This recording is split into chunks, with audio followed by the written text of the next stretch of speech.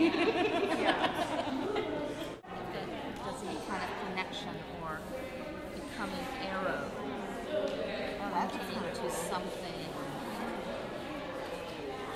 I'm more interested not in their perfect intersection, but in their, because we don't frequently like meet people here. We realize it's more if it's meeting at a joint rather than a perfect.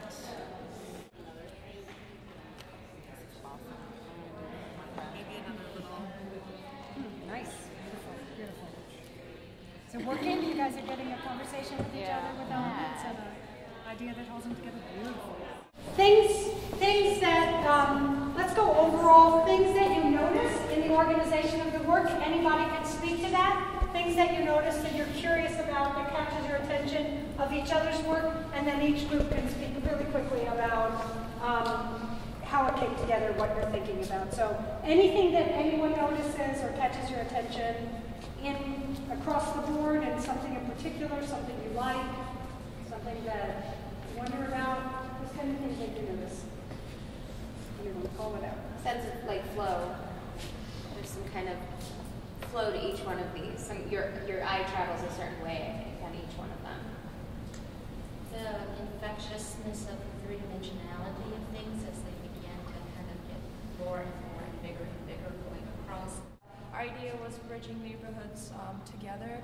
So we have our grid of streets, so different, and we have the bridges for bridging the neighborhoods. So, you know, using the bike or like the bike path, or we have the CTA on there, or a vehicle, or just even walking from neighborhood to neighborhood. Chicago has so many different small communities, but we're, you know, ultimately we're just such a big community. One thing for me, I think, is how layered.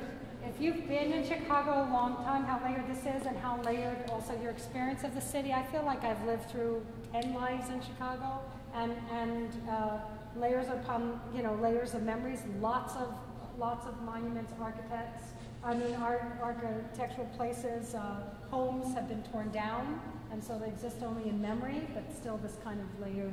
There's the grid, and then this layered grid of bridges.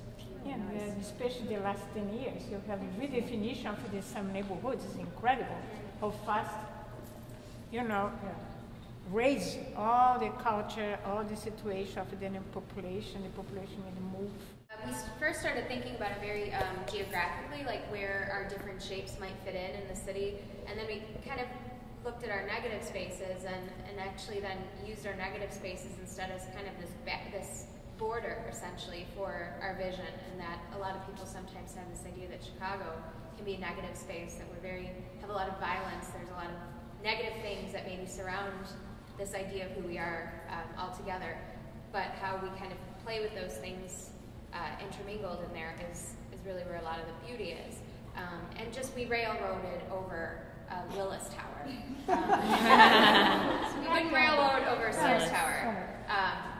But that intersection, I think, is important too, and where the work comes together. And then we all kind of circled a point in the city map where we kind of identified, whether that was personally or with work that we do, places that had some kind of significance for us.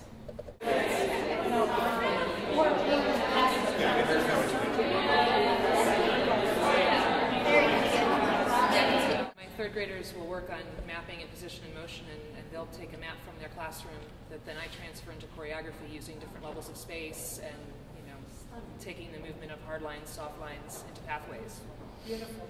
I do. I mean, obviously, it's an interdisciplinary moment in art making internationally, but I do think that is something that we've done a lot in Chicago and borrowed from each other's techniques. And the last question for you, and the experience itself, yes, pleasurable? Did you like it? Did it build? Did it work out for you as a group? Thank you so much.